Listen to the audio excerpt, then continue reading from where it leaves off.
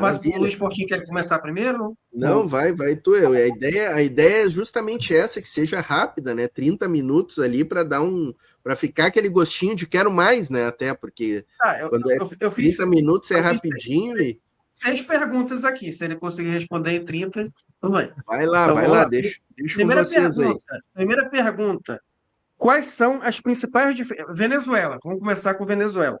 Quais são as principais diferenças entre Hugo Chávez, o governo de Hugo Chávez, e o de Nicolás Maduro? Porque muita gente diz assim, muita gente diz que tem alguns grupos que nunca chegaram a ter simpatia pela Venezuela, grupos de esquerda que eu estou falando, né? Sempre criticaram. Tem outros que dizem, não, o governo Chávez era um governo bom, estava ali realmente, mas depois esse governo se deteriorou com o Maduro. Tem gente que diz abertamente isso, o governo se deteriorou com o Maduro, né? E tem gente que não, continua apoiando, diz que o que está acontecendo é que as situações, né, as sanções econômicas fizeram com que o governo, o Nicolás Maduro não conseguisse ali ter o mesmo desempenho de sucesso ali que tinha o governo Chaves, né? Então eu queria saber, na sua opinião, qual dessas informações aí está correta? Realmente o Nicolás Maduro ele não é um governante tão bom quanto foi o falecido, saudoso Hugo Chávez? Ou você acha que, na verdade, foram o aumento da pressão sobre a Venezuela que prejudicou ali os governos de Maduro?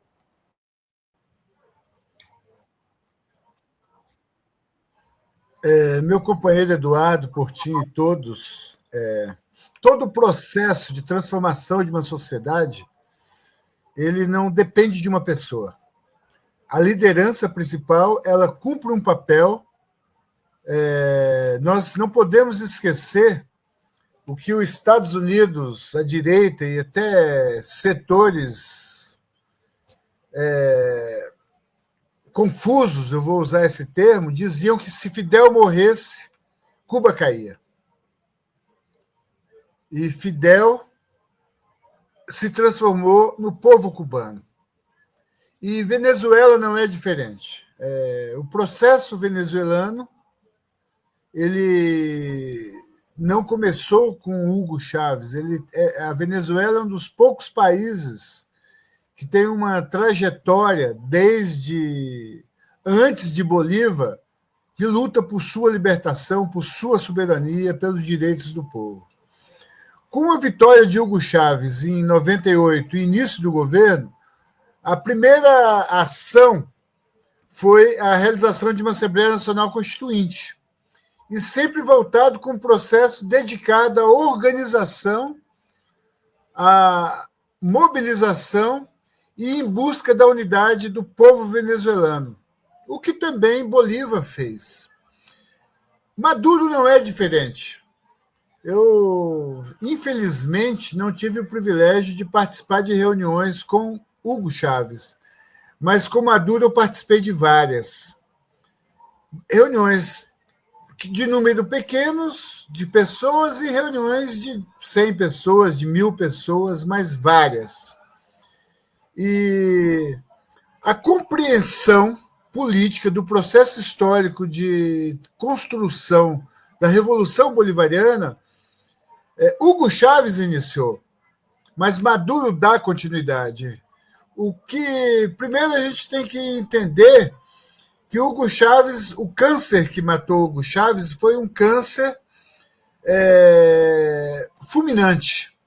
E naquele mesmo período, Cristina, Nestor Kirchner, Dilma Rousseff e Chávez tiveram câncer. Então foi um período que estima-se, avalia-se que a ação do imperialismo através da tecnologia, através da conspiração, inclusive um dos ajudantes de ordens do Hugo Chávez, que cuidava ali, fugiu depois da morte dele e vive hoje nos Estados Unidos. Então, Hugo Chávez foi assassinado. Só que antes de Hugo Chávez ser assassinado, vamos colocar desta forma, o Nicolás Maduro ele cumpria um papel, ainda no governo de Chávez, como um chanceler. E ele tem uma trajetória política de de militância desde a juventude, de comprometimento com o processo revolucionário, e ao assumir a presidência, ele deu a continuidade no processo. Eu adoraria muito, por exemplo, ouvir um discurso de Lula aqui no Brasil, se ele falasse do que foi, por exemplo, a experiência da Coluna Prestes, ou se ele falasse, por exemplo, que foi a experiência das ligas camponesas, ou do Partido Comunista Brasileiro no início de sua criação, na década de 20, antes do tenentismo, ou do que foi a cadeia da legalidade criada por Leonel Brizola, ou do que foi o papel do Florestan Fernandes, e de tantos, do Marighella, do Gregório Bezerra. Só que a gente não ouve isso aqui do presidente brasileiro. O presidente Nicolás Maduro ele tem uma capacidade, um nível intelectual que consegue fazer um discurso de 2 horas e a gente querer ouvir mais, porque ele faz toda uma análise política, não só da história de sua nação, da história da Venezuela, mas da história da América Latina, da história do Caribe, da história da Europa, da história do mundo. Então, eu diria que a metodologia, a forma, o comportamento são muito parecidos. Hugo Chávez adorava contar piada, era uma pessoa que gostava de cantar, que era uma pessoa que gostava de animar aquele encontro que ele fazia com alegria.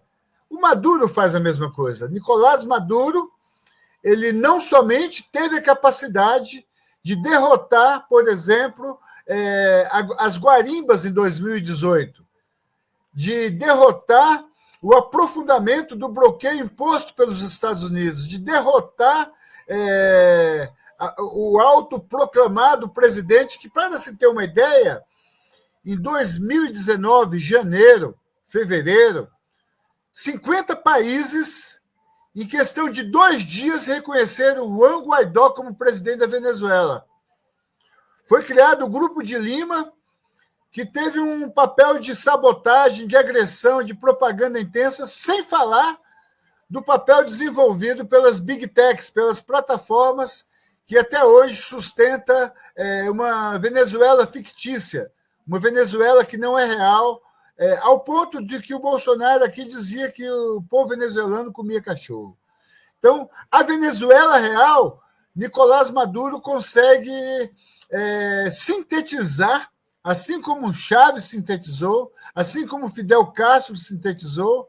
Ocorre que, da mesma forma que faziam campanhas, inclusive eu ouvi, na época, muita gente de esquerda satirizando Hugo Chávez, que ele era um charlatão, que ele era um demagogo, que ele era um oportunista. Porém, Hugo Chávez foi uma das grandes figuras, junto com Fidel Castro, com Che Guevara, com Sandino, e com figuras como Mariátegui, que cumpriram Farabundo Martí, de El Salvador, Luiz Carlos Prestes, do Brasil, que tiveram um papel histórico fundamental.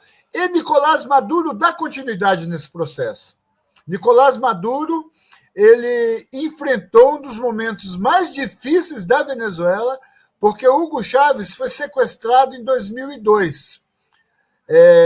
Os oficiais conseguiram salvá-lo e o povo garantiu, ocupando Caracas, principalmente ao redor de Miraflores, e a extrema-direita venezuelana teve que devolver Hugo Chávez, porque se eles não devolvessem, o Carmona, que tinha já se autodeclamado presidente como Guaidó, a história teria sido outra. E justamente Nicolás Maduro, a partir do momento que ele assume a presidência, vence a eleição após o assassinato de Hugo Chávez, e enfrenta o momento mais duro. Por exemplo, em 2019, mesmo a Venezuela sendo o país com maior reserva petrolífera do planeta, não tinha gasolina. Eu presenciei uma eleição como observador eleitoral internacional da Assembleia Nacional da Venezuela em 2019, e as filas eram quilométricas, filas de quilômetros para conseguir pegar a cota de gasolina nos postos de gasolina. As guarimbas, como eu já disse, e Nicolás Maduro, porém não é só Nicolás Maduro, como também não foi só Hugo Chávez, como também não foi só Fidel. A Venezuela ela tem uma capacidade, hoje, quando eu vou à Venezuela, eu observo muito a quantidade de jovens, homens e mulheres, ao lado do presidente Nicolás Maduro, cumprindo o papel de direção. Então, o PSUV, ele é hoje, como Chávez dizia, a esperança está em las calles, em las ruas. Nicolás Maduro garante isso. Nicolás Maduro permanentemente está junto ao povo, nas comunas, no interior do país, na capital, e o povo organizado. Então, eu diria que Nicolás Maduro ele cumpre o seu papel histórico de maneira magistral. E ele é a continuidade de Hugo Chávez. Então, a campanha que setores de esquerda realizam contra Maduro também fizeram contra Chávez. Alguns chegaram a questionar o tempo que Fidel esteve no comando em Cuba, ou Daniel Ortega em Nicarágua. Então, Nicolás Maduro consegue manter a coesão, consegue manter a mobilização, consegue apontar a direção e sintetizar os anseios, interesses e necessidades do povo venezuelano no processo da Revolução Bolivariana. Entendi. Eu vou reclamar com o Portinho. Eu tenho que ter uma live de 3 horas só com você, porque realmente as coisas você bota assim. Eu já tinha ouvido falar algum artigo assim sobre essa possível assassinato do Hugo Chávez e tal, em câncer induzido, esse negócio que parece teoria da conspiração. Você falou com todas as letras aqui.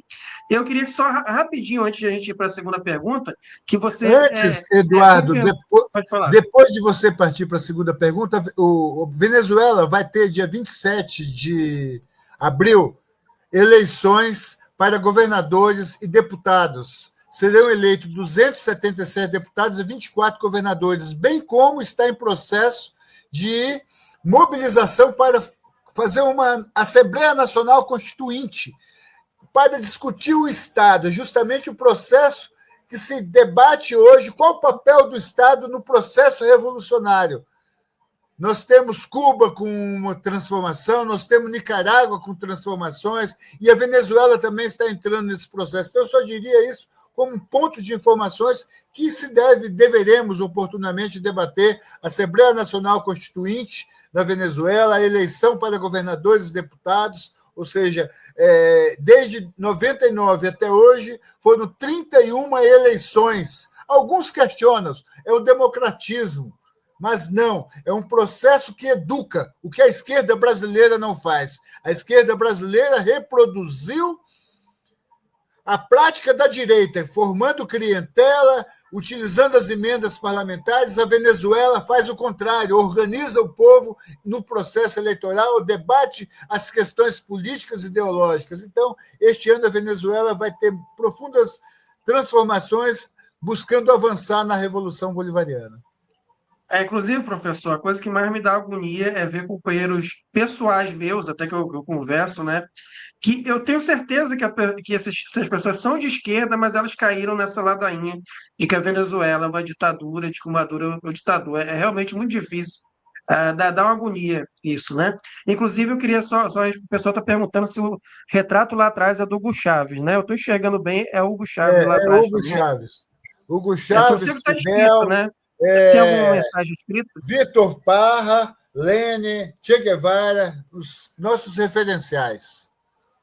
Interessante, interessante. E agora a segunda pergunta aqui, né? Um sujeito bastante polêmico, assim, e que ele se tornou, assim, eu vejo no Twitter, assim, que ele é um símbolo, assim, da extrema-direita brasileira também, assim como o Trump, né? Que é o tal do Bukele, que a extrema-direita exalta ele como se ele fosse, assim, um tipo de datenão, né? Um cara, assim, que está lá para matar os bandidos e tudo mais. É a pergunta que eu faço. O Bukele é um ditador? Essa história de que ele está combatendo o crime é verdade ou, na verdade, ele está combatendo ali a oposição do país? Veja só, primeiro o conceito de democracia e de ditadura. No Brasil, nós temos hoje 60 milhões de pessoas que são usuárias do Bolsa Família. E aqui é uma democracia. Que democracia? E o Lula melhorou a realidade. Em 2 anos de governo, pode ser a política neoliberal do Haddad, ela trouxe a continuidade do que vem desde Fernando Henrique Cardoso, que é uma política de privatização, de retirada de direitos, de redução do Estado. Entretanto, aqui a gente tem uma democracia que quem controla é o agronegócio, o parlamento formado por militares, por fascistas. O Lula hoje não tem o poder que um presidente deveria ter. Então, aqui é uma democracia? Quem manda no país, por exemplo, o Banco Central, seja com Campos Neto ou agora com Galípolo, né? Galípolo, que mantém os juros altos, serve a quem?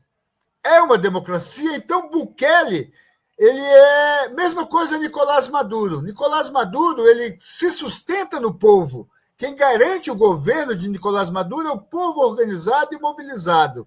Aqui no Brasil, o povo não é mobilizado e nem é organizado. O que garante o governo e o Estado democrático de direito é o poder judiciário, que serve a quem?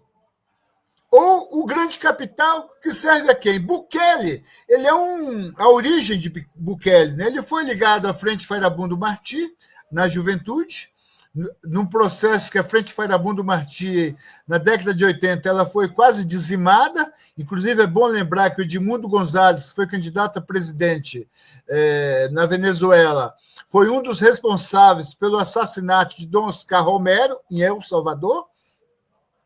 E Bukele, ele aplica uma nova roupagem da doutrina de segurança nacional. Quem que é o inimigo em El Salvador ou em Equador, que aplicam a mesma política? Tanto que em El Salvador, hoje, há penitenciária que cabem 60 mil presos, entre 40 e 60 mil detentos. E quem são esses detentos? É o cidadão comum ou é a oposição. Existem hoje em El Salvador mais de 3 mil presos políticos.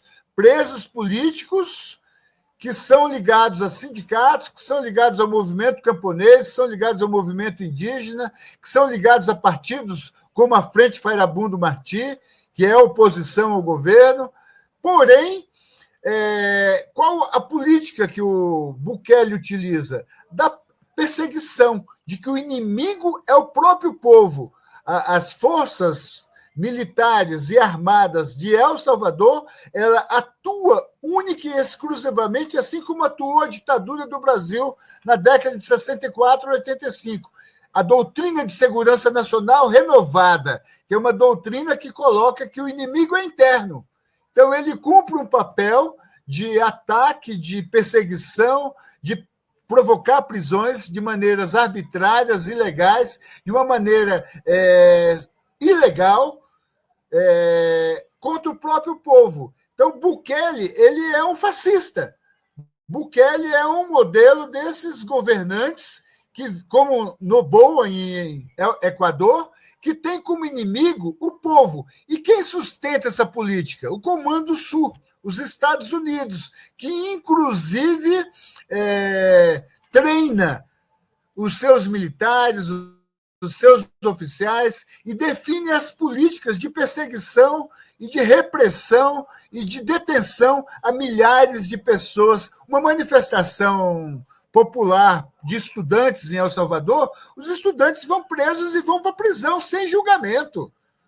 Existem hoje dezenas de milhares de ativistas, não dirigentes, mas de pessoas que fizeram apenas manifestações e estão presas. Então, a política de que o inimigo é interno e que tem que reprimir, aplicada por Bukele em El Salvador. Então, ele é um ditador, sem dúvida, a serviço do grande capital da burguesia salvadorenha, que é correia de transmissão que serve aos interesses dos Estados Unidos e do imperialismo, ou seja, o fascismo aplicado por Bukele em El Salvador, ele tem único e exclusivamente o interesse de servir os interesses do grande capital controlado pelas big techs, pela Casa Branca, pelo Pentágono, seja pelos republicanos ou democratas, servem aos mesmos interesses, porque democrata e republicano é duas faces de uma mesma moeda. Então, Bukele ele serve única e exclusivamente aos interesses contrários ao povo salvadorenho. E a política que ele aplica para executar isso é a perseguição, é a violência, é a prisão, é a detenção em massa e também a detenção política. São mais de 3 mil presos políticos hoje em El Salvador. A Venezuela, por exemplo, ela tem presos aqueles que mataram lá em 28 de julho, aqueles que fizeram as guarimbas em 2018, a mesma coisa na Nicarágua. Ou no Brasil. O Brasil tem quase mais de 1.000, eu não sei se ainda tem quase 1.000 ou mais de 1.000, mas dos golpistas de 8 de janeiro de 2023. El Salvador, não. Ele pega as pessoas, o governo e a justiça cumpre esse papel e manda para a prisão apenas por ser oposição ao governo. É o que o Bolsonaro pretendia fazer aqui no Brasil, caso tivesse conseguido dar o golpe em 23, né, ou em 22. Então, é um governo fascista, ditatorial, lacaio, que serve os interesses da nova formato, da nova roupagem de doutrina de segurança nacional, que o inimigo é o próprio povo da sua nação, não é o inimigo externo. Entendi. E o Denis faz uma questão interessante, que é justamente isso que eu via no Twitter, né? Que ele colocava ali presos ali com tatuagem de gangue para dizer que o preso que ele estava prendendo as gangues de El Salvador. E aqui o Denis diz que ele acha que ele pode tatuar forçadamente essas tatuagens nessas pessoas e depois exibir para o mundo como se ele estivesse combatendo as gangues, a criminalidade, mas na verdade eram simplesmente pessoas que estavam ali na oposição, fazendo uma propaganda, né, da sua ditadura, né? E a gente vê isso, né? A gente vê como a direita se organiza para exaltar os seus fascistas, né? Enquanto aqui a esquerda fica titubeando em defender o Chaves, que na verdade, está se defendendo ali da oposição fascista da Nicolás Maduro. Maduro. Confundi agora. Mas, enfim, outra pergunta que eu imaginei aqui é uma situação que eu fiquei atento por um tempo, tá? Mas eu não vejo mais repercutindo muito, né? Talvez porque seja um país bastante pobre, né? Então eu não chame grande atenção. Mas chegou um tempo ali que o governo, inclusive o do Haiti, foi tomado, né? E por diversas gangues armadas ali. Eu queria saber da situação hoje. Eu lembro que apareceu até um tal chamado Barbecue, né? Que era líder de uma dessas gangues. Eles tentavam se vender ali externamente como se fosse um revolucionário, mas ali eu vendo ali, inclusive. TV 247 estava falando um pouco sobre isso, tinha um programa lá chamado Globalistas, que falava sobre isso, né? Inclusive, tinha uma jornalista lá, que inclusive até faleceu, né? Mas que ela falava que ele tentava se passar ali como um revolucionário, mas na verdade ele era simplesmente um líder de gangues ali do Haiti. Eu queria saber a situação do Haiti hoje. Você tem conhecimento sobre isso? Que houve ali, até o governo, né, saiu lá, estava proibido de retornar. Falaram que eu mandar destacamentos da Nigéria para poder controlar a situação. Então, fico na dúvida sobre o Haiti. Você pode falar sobre isso? O Haiti, desde 1804, ele foi considerado um país que tinha que ser destruído devido à revolução que Dessalines e Toussaint dirigiram e foram vitoriosos pela independência. O primeiro grande país, a primeira grande revolução na nossa região foi em 1804, liderada por Toussaint e Dessalines, que libertaram o Haiti e depois foram traídos, né? Tanto que Bolívar teve o apoio, inclusive em armas, do governo revolucionário haitiano para libertar os povos aqui da região. O Haiti hoje não é diferente. As gangues, elas são fomentadas, financiadas. O magnicídio que ocorreu do presidente há um ano atrás, mais ou menos, foi feito por um mercenário colombiano a serviço da CIA. Inclusive, o Brasil, ainda no governo Lula, 1 ou 2, lá, se eu não me engano, no 1, final do 1, início do 2, com Heleno, com Mourão, com Braga Neto, servido de ponta de lança para desarticular e praticar crimes contra o povo haitiano. E hoje eu não tenho os detalhes de como está neste momento. O que eu sei é que há uma desagregação muito grande e que as gangues têm muita força e a violência é crescente e o governo não tem força. Inclusive, a política dos Estados Unidos para o Haiti ela tem prevalecido no sentido de distribuir armas, de fomentar a formação de gangues e de desarticular completamente o país, principalmente pela localização geográfica. Ou seja, ao lado de Cuba, você tem uma ilha de São Bartolomeu, espanhola, que é metade República Dominicana e metade Haiti. Então, e tem o canal e é Cuba do outro lado. E depois é Miami. Então, eles têm o interesse em manter o controle para, inclusive, fustigar Cuba, porque é ao lado de Cuba. Então, República Dominicana, que tem um governo de extrema-direita, que até o Edmundo Gonzalez foi para lá no dia da eleição, no dia da posse de Nicolás Maduro, em 10 de janeiro, que inclusive permitiu o sequestro de um avião venezuelano, e o Haiti, que não tem um governo com força, que é uma sociedade completamente desarticulada, em que as gangues controlam, em que a violência predomina, e é um povo que sofre desde 1804, paga por ter sido a primeira nação a conseguir efetivar a sua revolução e a sua independência, né?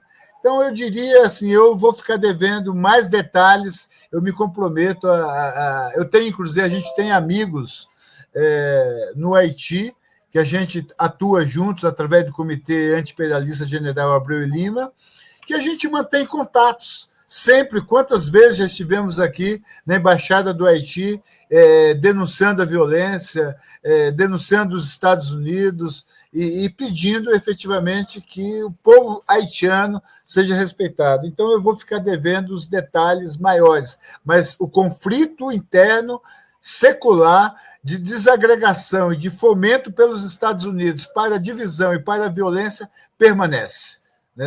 Bertrand, que foi Aristide Bertrand, foi um presidente nos anos 90, que foi um dos mais nacionalistas.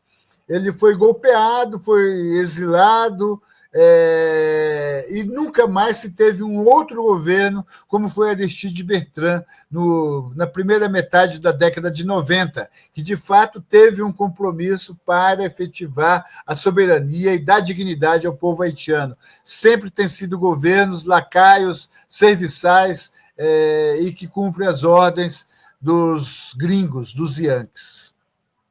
Tá bom, agradeço. O Portinho já está com um novo convidado aí. E mais uma vez eu digo, Portinho, a gente tem que marcar uma live extra, porque é impossível falar de tantos países com apenas 30 minutos, né, Portinho? Já está na hora do nosso novo convidado aí. Portinho, ele está. Ué, Portinho foi dormir? Não sei. Vou tentar trazer aqui no palco, né, o professor Josa, já aqui, né? Ele já passou meia hora. A gente vai começar agora com o professor Josa. Portinho me deixou Eduardo, sozinho. a gente está às ordens aqui.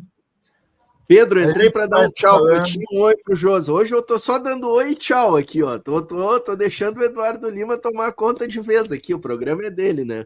Pedro, sempre uma aula. Eu tava te ouvindo aqui, tava nos bastidores, mas tava aqui no... Importantíssimo falar em Haiti, hein? Boa do Eduardo aí trazer essa pauta aí. Vamos falar da CELAC, pessoal. Vamos conversar sobre o papel da CELAC. Boa. Um abraço para vocês. Um abraço. Bom trabalho aí. Nos falamos.